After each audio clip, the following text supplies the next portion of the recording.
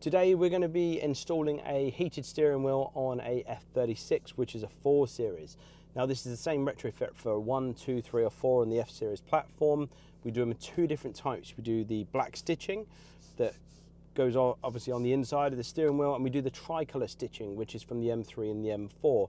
Functionality wise, they're exactly the same, and you can see obviously the latest prices and stuff on our website. Retrofitting these, you can see the original steering wheel doesn't have any plug or anything in that bottom corner, whereas the newer one does. We've transferred all of the bits from this one to this one, so the paddles and everything move across.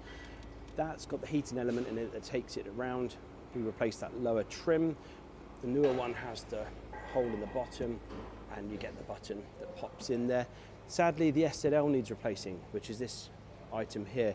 The reason these need replacing is because the original one, although it has the plug on the back, they're not populated. They don't actually have any pins there, which means you can't actually plug anything in.